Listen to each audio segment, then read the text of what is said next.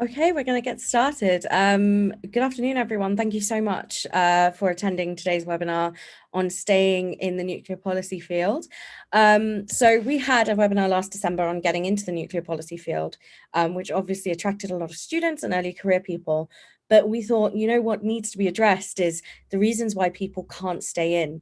And inspired by our chair, Emily Enright's UK Pony paper, we decided to have a webinar featuring people that have had a variety of experiences in this field to share what they think the barriers are and what they think needs to be done to make things better. Now, I am going to hand over to our chair who will introduce the webinar. But before that, please do use the Q&A box and do get in touch if you have any technical issues.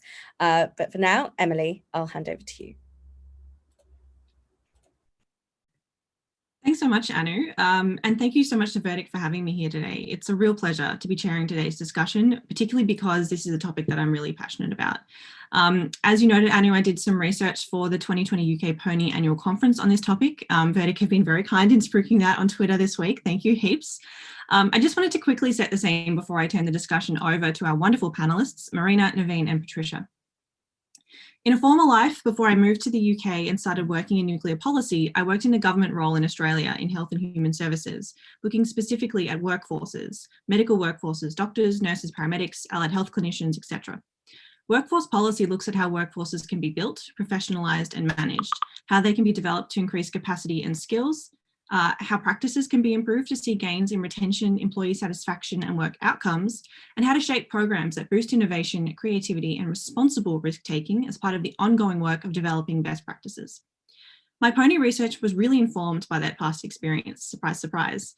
The Pony team and the selection committee who put the conference together were looking at the so-called leaky pipeline in nuclear, where we have a large number of really passionate, hardworking professionals in the field at early career level, some of whom are here today, in fact, an oversupply in some cases, and then an insufficient number of mid-career professionals to keep the workforce vibrant, innovative, and healthy.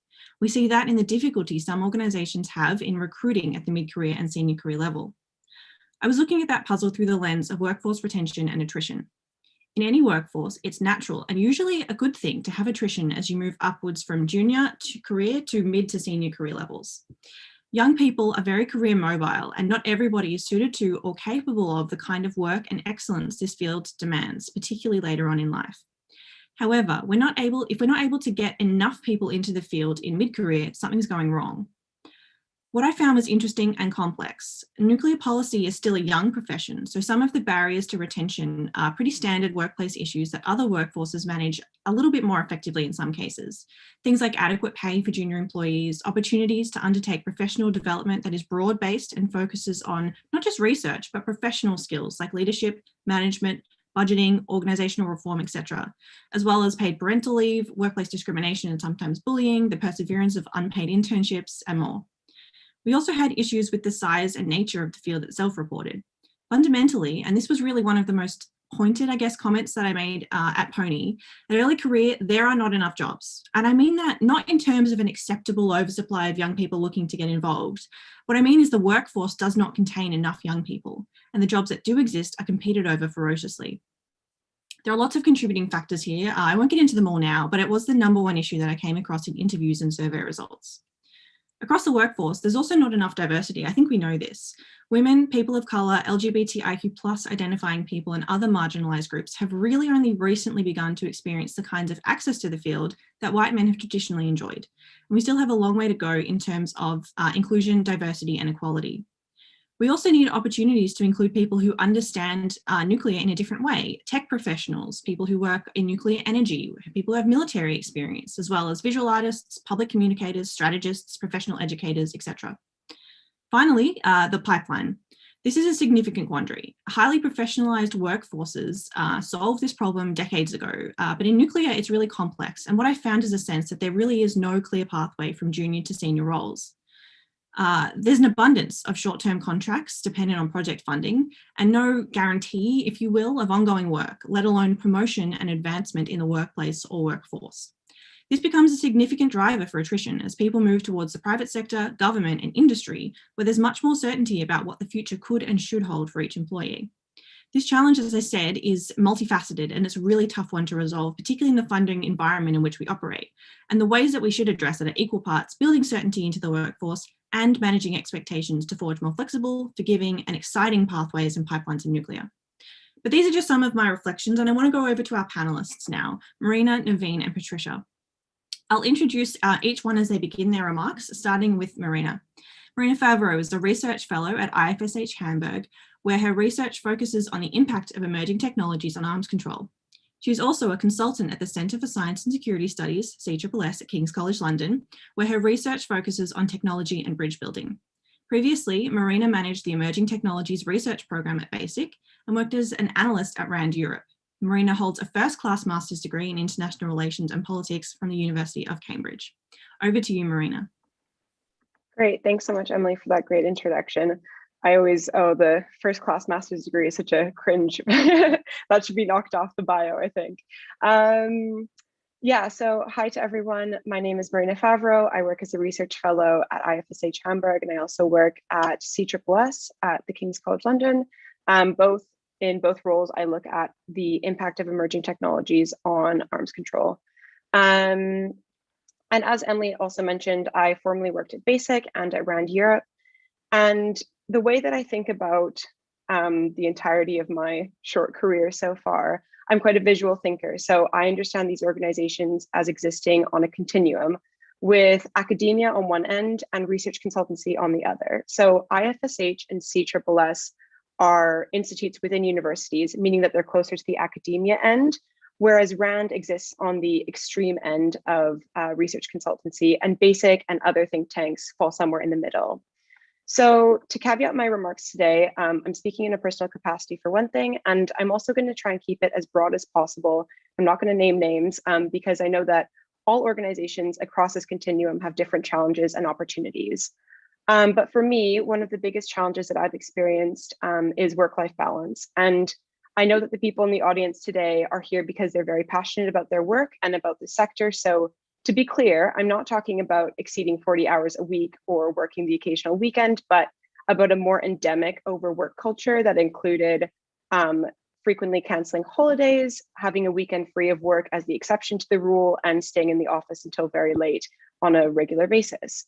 So when you're in a situation like this, what makes matters worse is that sleep deprivation and an overloaded adrenal system can mean that when you take time away from work, you're actually busy recovering and still can't use that time to do things that make you feel happy and sane, like seeing friends or hobbies or the rest of it. So in my experience, this was really difficult to contend with because I am very passionate about the work that I do, and I had a job and colleagues that I loved.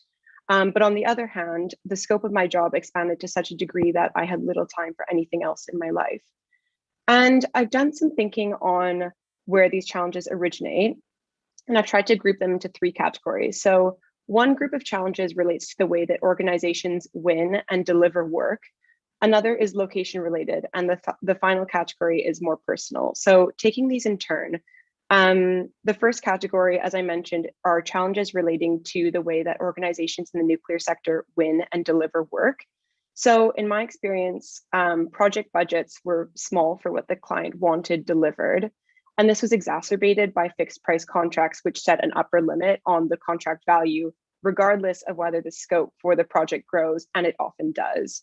So not only are project budgets small in absolute terms, but they're also small in relative terms, which is to say that the project budgets that you see in research consultancy are small compared to other consulting organizations. And because the project budgets are small, organizations have to bid more frequently, and bidding for contracts puts a lot of work on your plate when you're already working on delivering the projects.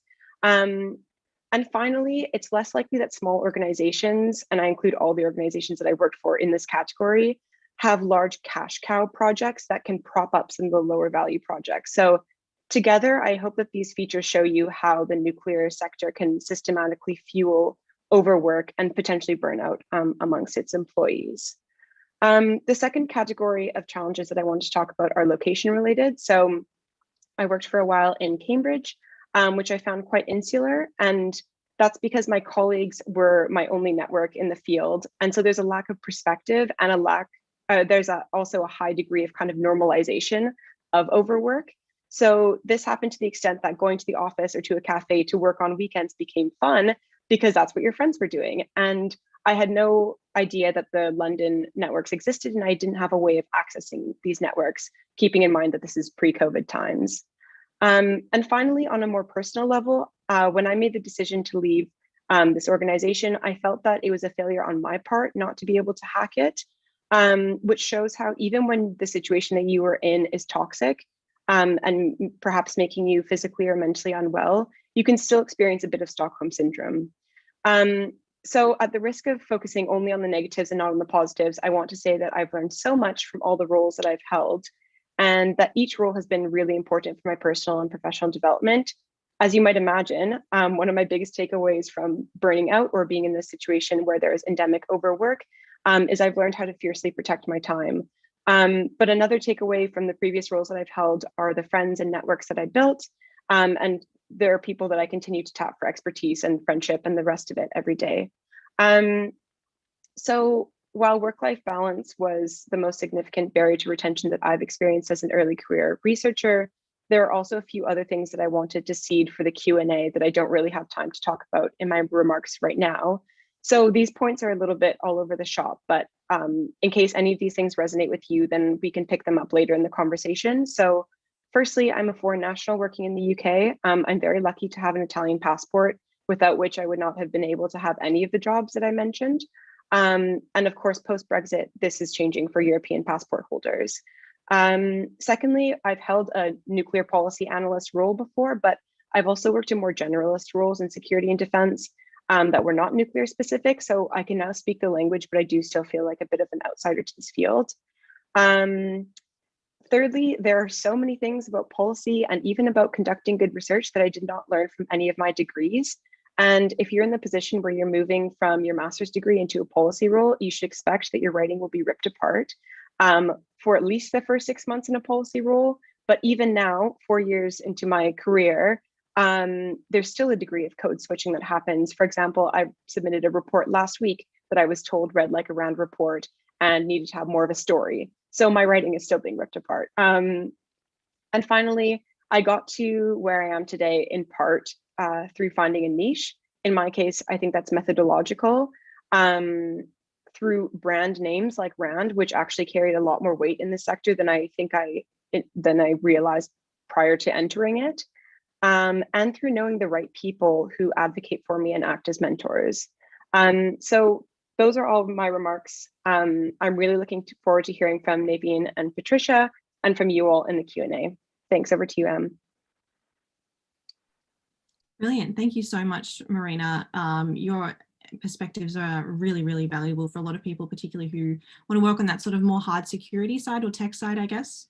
There are a lot of us over in sort of the more social policy side who need to learn from you. So over to Naveen now. Naveen Shepers is a researcher in the Swiss and Euro-Atlantic security team at the Centre for Security Studies at ETH Zurich. Her areas of research include nuclear arms control and non-proliferation issues. She's also one of the editors of the monthly series CSS, Analyses in Security Policy, and jointly manages a project on redesigning arms control for new realities. Before joining the CSS in 2020, Naveen worked at the London-based think tank, the International Institute for Strategic Studies, as a research associate in the Non-Proliferation and Nuclear Policy Program, where she conducted research on the Iran nuclear deal, North Korea's nuclear and ballistic missile programs, and nuclear energy geopolitics, so some really big hitting issues. She represented the IISS as a board member for the EU NPDC. She also worked briefly at Verdict on nuclear disarmament verification issues and holds a BA in Asian Studies from the University of Sydney and a dual master's degree in European and Asian Affairs from Sciences Po in Paris and Fudan in Shanghai. Thank you, Naveen. Thank you so much, Emily. This makes me think there are way too many S's in all these different institutes, and all the names are too similar. So thank you so much for having me here. Just maybe to mention then, I've pretty much spent 5 years in this field. I worked at 4 different organizations, and most of them are think tanks. So that's sort of the quick and rapid part of my background. So I wanted to mostly just structure my remarks around barriers to progress and staying in the field, retention, what's helped me progress, and then also maybe on lack of accessibility. And I'll try and be quick so I have as much time as possible for questions. So regarding barriers to progress and staying in the field, I think a big one for me has actually been cost and salaries. So entry level salaries in think tanks, which are roughly the same in both Europe and the States from discussions with a lot of peers, are pretty low, especially considering the cost of living in cities such as London or DC, and all the time and money you also spend on your degrees. And the problem being that when you stay at an organization, any future increases will still be based on that pretty initial low salary. And although this is also changing, when you then move on to different organizations, you're sometimes forced to mention what your current salary is. And then this echoes a little bit what Marina mentioned, but salaries for early career positions can also be hard to negotiate because they are tied to pre-existing funding or already negotiated funding, which then in some cases also leads to salary increases being tied either officially or unofficially to securing more funding. So this whole funding discussion is a big one in the think tank field for sure. And then also brings me then to a second important barrier, which is positions being linked to funding, and therefore certain projects means that your contracts are often on an annual, maybe 2-year basis, leading to that level of uncertainty you have, this thought in your mind that your time has sort of in an organization has a pre-existing expiry date and doesn't necessarily depend on the quality of your work. Then from, again, my own experience, another issue which I find affects progress and retention is also the dual nature of a lot of early career positions in terms of research on the one hand and then project management on the other. So in order to progress in this field within an organization, but also when you change, work that has been publicly recognized is very much valued. So a good publication track record, but also presentations, media interventions. But I know that I used to spend a lot of my time, most of my time working on grant management, event management, and then also a lot of private things, private briefings or reports for funders or memberships if you work in the UK in particular. So not to say that all of these things are not valuable skills to develop, but they are sometimes undervalued. And because I think a lot of job titles have the word research in it or analyst in it, you're kind of expected to have that very public track record, which can be difficult. Then when it comes to retention, I'd say that setting very realistic and achievable goals with my manager has always been for me the best way to know what I should be doing in order to be promoted. So a lot of think tanks do have very clear competency frameworks, and that's also then often where you can see whether how heavy the research component should be or was not that clear. I've been very lucky to have very supportive managers, but the research component for me ended up taking, I think, a lot of extra time, even having to do it during my free time, my own personal time, which then, as Marina says, affects your work-life balance because you do want to get recognition, public recognition for the work that you do. I only have, again, 5 years of experience in this field, but I'm now in this slightly strange intermediary step of no longer being junior, but not really senior either. So in some organizations, I know that's where it becomes also then more difficult to progress and where you then start thinking of possibly either moving horizontally or even changing. So once you become that, senior researcher, senior associate, senior fellow, whatever the title, they all mean the same thing. There are very few management positions available within that one organization particularly. So you then are forced to move, and then again, it depends on jobs that are available and locations, which are few in the nuclear policy field. DC, London are the big hubs, so I think Switzerland for me was very lucky. And what has helped me progress, I would want to mention the very large and welcoming and increasingly diverse nuclear policy community that exists. I think for me, attending a lot of events and engaging with and learning from people working in this field has helped me discover just a whole lot of new opportunities, not a lot of new resources, and just more generally has encouraged me to stay in this field because especially if you've worked on, arms control issues, the Iran deal, North Korea. I can only say for the last 4 years, but I think people, perhaps like Patricia, who've worked on NPT issues or the disarmament like debate for many more years, it can be really disheartening when you see a bit of a lack of progress. So having this community working on it, debating, exchanging on it is quite encouraging. And then on accessibility, I just make perhaps one point, because I don't really know where I'm at on time, but this might also echo what Marina says, is there's a very wide, enormous existing background of information on nuclear issues. A lot of us come to this field not really having done the specialized masters that do exist, but there's few of them. And so a lot of us kind of stumble into it with some background, with generally a lot of interest, but we are kind of asked to become experts very quickly. There's a very steep learning curve, and depending on the number of projects you work on, it's again a number of different topics you have to acquire a lot of background information on. So there are a lot of good resources out there, and I will mention them quickly now, just because I think it's a good thing to mention if they're not widely known.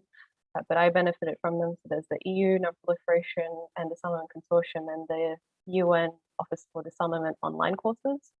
There's a lot of daily non-proliferation newsletters by CSIS in particular and Carnegie. There's various lists on Twitter of non-proliferation experts in the field you can follow. And then I'll also mention as a last thing, NTI, the Arms Control Association, and the Center for Non-Proliferation and Arms Control, all three of them DC think tanks that have really amazing, clear and accessible resources on all the basics, from treaties to fuel cycles to everything that I think are just not always well known and very useful for those starting out in the field. So there's many more questions I'm sure we can get to, but I'll leave it there. Wonderful, thanks, Naveen. Your insight as well is really important, and you're another person who's experienced life in a few different organisations in London and across Europe, and it's really important to hear those perspectives. Finally, our most senior guest in terms of their role in the organisation that they're in, we have Dr. Patricia Lewis. Dr. Lewis leads the International Security Program at Chatham House. Previously, she served as Deputy Director and Scientist in Residence at the Centre for Non-Proliferation Studies at the former Monterey Institute of International Studies. She was formerly Director of the UN Institute for Disarmament Research as well, and Director of VERTIC, the Verification Research Training and Information Centre in London. So she's back on home turf. She was on Hans Blix's 2004-6 WMD Commission, the 2010-11 Advisory Panel on the Future Priorities of the OPCW, the Organisation for the Prohibition of Chemical Weapons, and was an advisor to the 2008-2010 International Commission on Nuclear Non-Proliferation and Disarmament. She received the American Physical Society's 2009 Joseph A. Burton Forum Award for outstanding contributions to the public understanding or resolution of issues involving the interface of physics and society. We all know that nuclear sits right in that box. And she has a PhD in nuclear physics from Birmingham University and graduated in physics from Manchester University. Welcome, Patricia. Thank you for being here. Thanks, Emily. Thanks, everybody, for being here. It's just wonderful to be back with VERTIC. Every time VERTIC gets mentioned, my heart swells with love and pride and joy. So it's great. I'm going to address the questions I think that everybody's addressing. So first of all, the barriers. First of all, let me just say I agree with everything that Emily and Naveen have said, and Marina, that it's all correct. So what I'm doing right now is looking at it very much from my own perspective. And if I can just say as well, in terms of the 2-year contracts, all my way through UNIDIR, my 11 years there, I was on a 2-year contract. I had to renew it every 2 years. Every single contract I've ever had is dependent on how much money I've raised. And that's my whole career, including when I was in physics beforehand. So this is I think perhaps the biggest barrier that we have in our work is our funding model. I think it's somewhat better if you get into academia and get tenure, but even then, the ability to function requires somebody to be raising money somewhere, right? So that it's really important to acknowledge that and then maybe have a look at which funding model works best. And I've been through various types of funding model, and I'm happy to talk about that in the Q&A. I think as well, there's a problem in our field that there's this sort of club mentality, as I like to think about it, where you're in a club. Some people, certainly in the Conference on Disarmament in Geneva, they used to call it the best club in town. Anyway, and I think that, you know, getting into the club, it can be an ambition, but actually not being quite in the club can sometimes be much more interesting. And you can create your own clubs, if you like, your own networks, your own groups, and actually have quite a big impact that way. I would say that salary levels, particularly in the early years, is very bad, and it's really difficult to know what to do about that, because again, there's a kind of a culture around that. It's expected in the funding model that we have. It's sort of embedded into the whole system, and that certainly needs some attention. And I remember it very well from when I was at that sort of, you know, I came into this field in my late 20s. So from there till I was in my sort of late 30s, oh gosh, it was a struggle. And I was a single parent with a young child, and it was really difficult. So one of the things that I found really matters is getting your name out there, participating and speaking at conferences, and be absolutely bloody minded in getting into those places.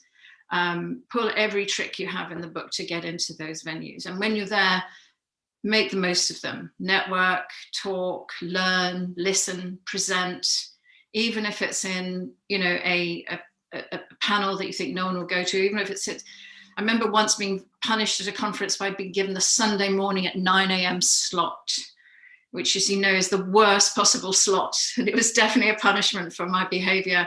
So I decided to do a talk on sex and verification. And you've never seen such a big crowd at 9 o'clock on a Sunday morning. I still have people coming up to me saying they remember that talk. So, you know, just try to get some name recognition out there. And then I would say the other thing that really matters is qualifications. And I know that everyone here works really hard to get those qualifications, your master's levels, your PhD levels, they do count. And, you know, after a while, after many, many years, they don't count as much because, of course, your reputation, everything you've published. But getting in, getting your name known, it really does help to have those qualifications. And no one can argue with those qualifications, right? They're there and they have to be noted. They have to be taken care of in all of your applications.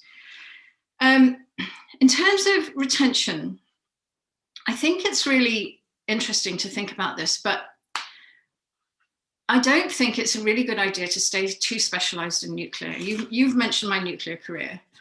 But you heard the OPCW in there, right? You didn't hear all the work I've done on cybersecurity, though. And you didn't hear all the work I did on small arms and light weapons, or all the work I've done on conflict resolution. And I have done all of that work. And it really makes a difference to the way I think about things. And so I would say, for the good of the subject matter, as well as for your own career, try to get a broad understanding of all the bits that nuclear may be your thing. You may push your button to make a terrible joke, but it's a really important thing to understand how it connects to space, how it connects to small arms, how it connects to cluster munitions and landmines. Because if you're a diplomat and you're negotiating these treaties, or if you're in one of the big implementing organizations, that really matters. You're working with those people who do all of those things all day. You may be doing that multiple layer of different types of issues yourself. And so the more you understand about that, the more you can actually have an impact in nuclear policy. The other thing I would say in terms of retention is, I think we need to really think about how we move on from this junior or young person or next generation or whatever tag it is, and also remove the word senior as well, because that can also be a bit of a negative too, you know. And I think that both of those two qualifiers are linked to age, and that's wrong. And I think that there has to be a different way of thinking about these things. I don't know quite how to do it, though, to be honest. And every culture is different, of course, it differs from country to country. And I think in terms of making progress, what I would say is make sure that you produce work that has an impact. There's an awful lot of stuff out there that really just is part of the background noise. Try to make sure that what you're trying to do is achieve an impact. The ability to write policy papers is a real problem for a lot of people, and it's worth spending a lot of time on.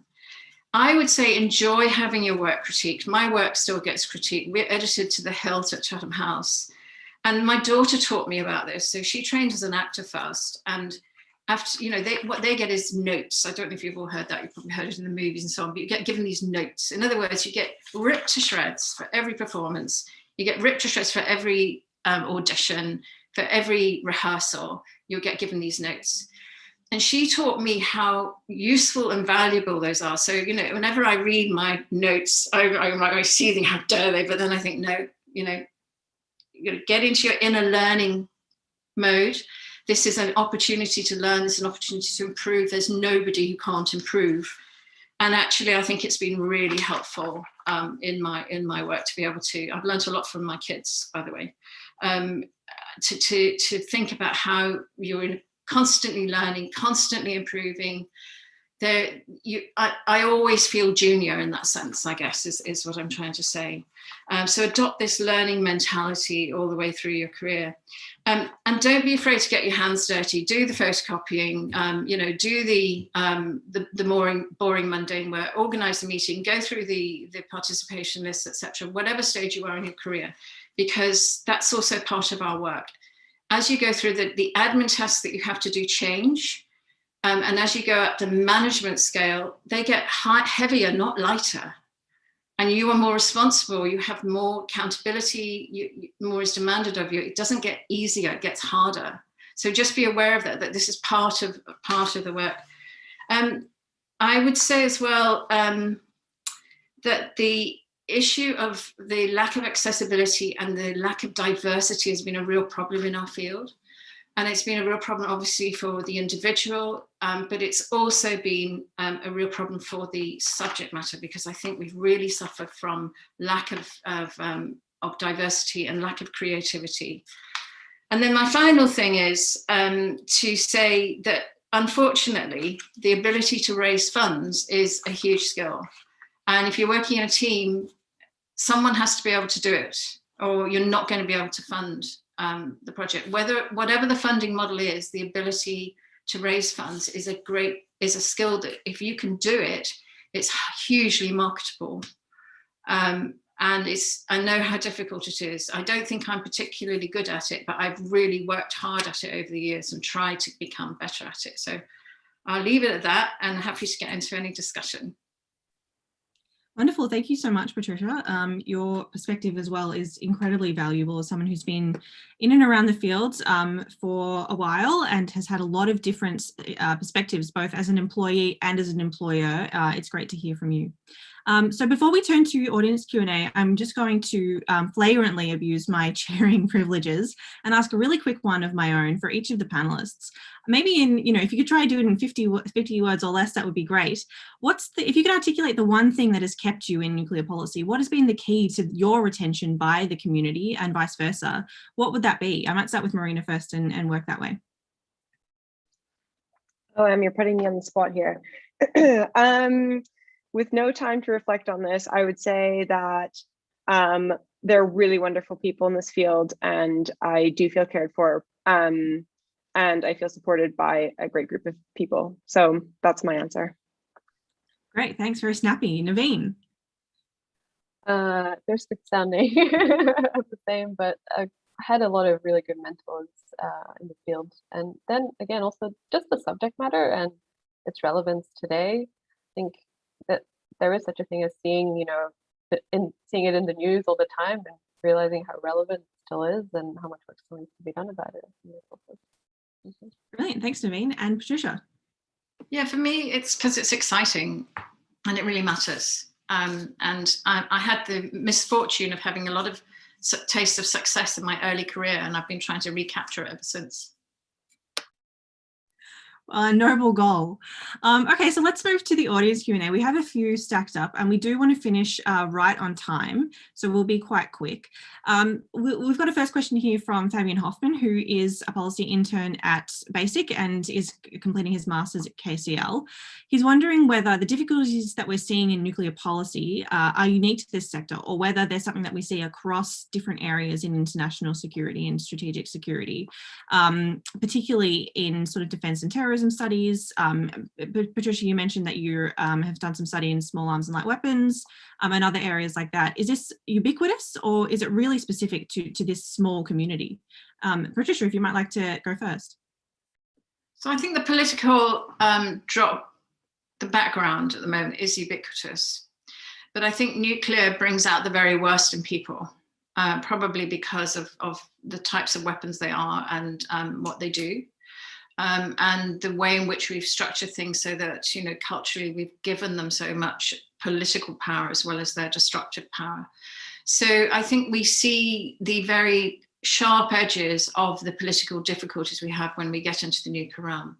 And it's much easier to move at the fringes of things when you're not in that kind of sharp focus, I think. So it's easier to move on some of the issues like small arms and light weapons, perhaps, and cluster munitions and so on, because of the huge focus on some of these enormous big political differences in nuclear.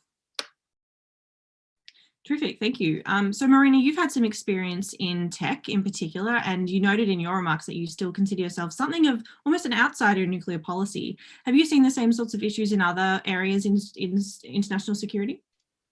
Yeah, I will say to Fabian's question, my remarks were talking about the kind of entirety of my career, and I think that probably the minority of that time has been spent in the nuclear field very cleanly. And now is more of a arms control sort of smorgasbord sort of thing. But I think also something that we were chatting about just before this webinar began was how MacArthur is leaving the nuclear field as a funder, and that is kind of that cash cow potential that I was talking about that can help prop up some of the lower yielding projects in organizations. And I think that this speaks to, you know, is nuclear going to continue to be funded to the same level, or are we seeing it decline over time? I know that public opinion polling puts nuclear issues after other existential threats, you know, for better or for worse, but we might think about how the funding landscape might change in the future, and that will definitely impact all of our lives, as the three panelists have noticed. Yeah, really good point there. And Naveen, over to you. So I think this is not necessarily specific to nuclear. Like, having often been like one of the few people on a nuclear team within a bigger think tank, the whole funding discussions and all that do apply in different other programs that I was often sitting next to. But to Marina's point about, you know, funding for nuclear specific decreasing, I think it's also maybe a sign of the times in the sense that nuclear policy has often been very siloed. We've often looked at, you know, nuclear arms control specifically, nuclear non-proliferation specifically, and definitely in recent years with, you know, the catchwords of emerging tech and all that, both been, I think, painful for those people who have been working on emerging tech for many years. Suddenly, you know, oh, by the way, let's talk about, you know, the nuclear aspect of that. But trying to merge these different aspects of arms control, bigger humanitarian aspects of that as well, trying to not, you know, have that in the advocacy side and just integrated more in actual research. I think all of those are important. No, you make some really good points. Thanks, all of you. So Marion Mesmer has asked two questions in one, but I think they're both really good questions, so I'm going to pose them both. The first one, she's looking for top tips from the panelists on setting and maintaining boundaries to ensure a good work-life balance. Marina, you touched on that in your remarks, but I think everybody here has experienced some challenges here. And the other question is around I guess a skill. What is the most useful skill in your mind that has helped you to really forge this career in nuclear and to stay in nuclear? And is that a skill that's rare, or is that a skill that can be something that everybody can use and acquire? sorry, I need to ask someone to speak, don't I? Naveen, you haven't started, so let's start with you. Sure. For work-life balance, like I think, to be honest, in most jobs, at some point you end up having to work against specific deadlines. But trying to, and unless you have a deadline every single day, trying to really limit any overtime to those specific deadlines. I, for instance, don't look at Twitter. It's just not part of my everyday life unless for work. I really just try, and I don't have my work emails on my phone either. I know those are things some people just can't do because they just have to, but that's been a way for me to just keep it separate. And yes, sometimes I will miss the North Korean missile test, but it's okay. And regarding a good skill that's really useful to have, I think this echoes again what both Marina and Patricia said as well. Learning how to write well and accept editing advice, criticism, then also putting yourself in the shoes of an editor or a reviewer. All those have been, I think, really, really useful to me. And I think this is something that's, again, not just useful in the nuclear policy field, the policy field more broadly, but pretty much any field which requires you to write more than just emails, I think. Writing well and knowing different styles as well has been really, really useful. Great points. And yes, very good advice to not have work emails on our phones. I think we should all look to implement that. Marina, what are your thoughts? So yeah, Marion and I have obviously worked together quite closely. She knows that I'm someone that gets very excited by new opportunities, as I'm sure very many people in the audience today are. I would say maybe tips for work-life balance are starting from a place of no, which sounds quite funny, but when you start like feeling the scope creep, whether that's for a kind of project or a task that someone's asked you to do, starting from the place of no, I actually can't handle anything more in my week. And then if you can accommodate it, you're doing someone a favor. And if you can't accommodate, you've set that boundary from the beginning.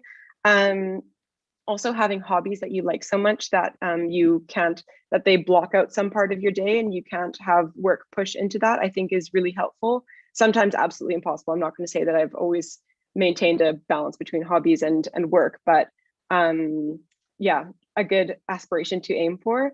I'd echo Patricia's point that fundraising skills are super important, and this actually is also Naveen's point about writing well, but writing for different audiences and writing differently. So the way I write a funding application is very persuasive and very, maybe the language is a bit more, I can take a little bit more artistic liberty with it. But when I'm writing for a policy audience, I'm trying to give it to them as straight as possible. And so learning how to change your writing style. And then also I would say, if not having quantitative methodological skills or quantitative skills, being literate in it. And I think there's a lot of people who preclude themselves from that. They say, oh, I'm not a quant person, I'm a qualitative thinker, blah, blah, blah.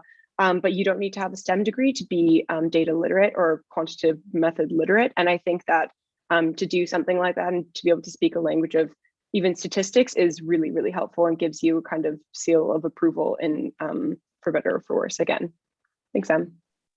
Brilliant, thanks. And over to you, Patricia.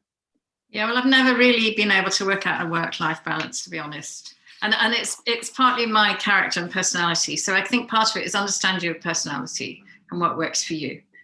I think as well, it's really hard when you love what you do and you get very excited by it to not want to do it all the time. But of course, it's not good for you and it's not good for your life and it's not good for the work either, because you do burn out and you lose your creativity. So I would say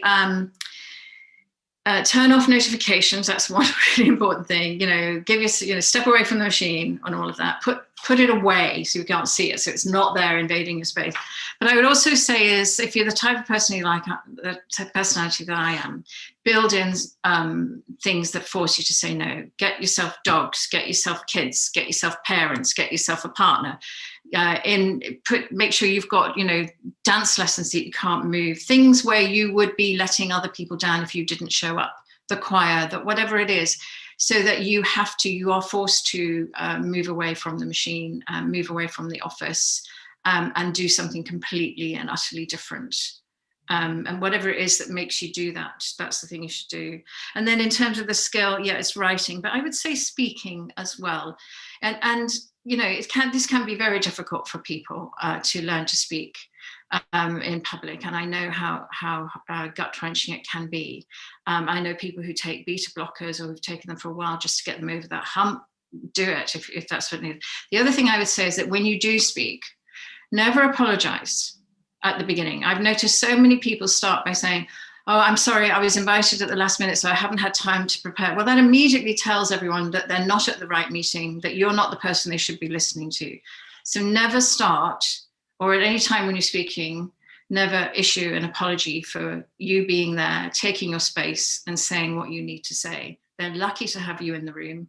They're lucky to have your thoughts in communication to them, and just try to own that space and feel to yourself, I should be here, and how do I make the most of this opportunity? So externalize it. So you stop thinking about how do people view me, but how am I going to use this opportunity to get across what I want to say?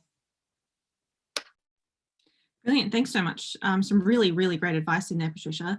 We've only got a couple of minutes left, so I'm going to, again, abuse my chairing privileges and ask that we keep the answer to this incredibly complex question very, very short. I know it's unfair. Tom Hickey in the chat, in the Q&A, has asked about having a niche and the importance of having a niche and how you do build one. Whereas Patricia, you noted that it's really important to have skills across a variety of different areas in this field. So if each of you could offer a reflection on how you navigate the needs to be able to market yourself in one place, but also to have skills in others, so we can have a niche, but also sort of not. Any thoughts there would be really helpful. We've only got a couple of minutes. I might start with you, Marina. Yeah, to Tom's question, so I think my niche is kind of methodological and in the research methods kind of space, but my knowledge is very much generalist. So that's how I kind of walk that line. And the way that I acquired a niche, I'm sure it happens differently for everyone, but I was just in an environment where research methods were really important, and I got a lot of professional development opportunities to learn how to use them. So that's obviously, maybe look for organizations that will give you those professional development opportunities. Great, thanks, Marina. Naveen. I think I was early on pushed, asked to find myself a niche very, very early on in my career, which I didn't think was particularly useful just because I had so many interests. But I think having, one area like a region or a specific technology, or as Marina mentions, a methodology is useful, but you just can't, I think, navigate fully or progress fully if you're only focused on the one thing anyways. I think it's just keeping up a lot with the literature, keeping up a lot with the debates, and like not also coming at everything by saying, oh, I'm only a nuclear person, or I'm only this, but just trying to integrate a lot more of the thinking into what you do and write. Brilliant, thanks, Naveen. And that calls to mind the number one habit that I think every young woman in particular, but also most young people in nuclear have, of introducing their remarks by saying, I'm not an expert, but this is what I think. We need to get rid of that. So over to you, Patricia, for the last comment of the section before we close out. I agree. That sounds like an apology, so never say that, right? I would say, by all means, find a niche, but build in some resilience into your niche. So find the linkage of your niche to something else that, should all the funding drop out of your field, that you'll be able to continue doing something that still pushes your boat and gets you excited.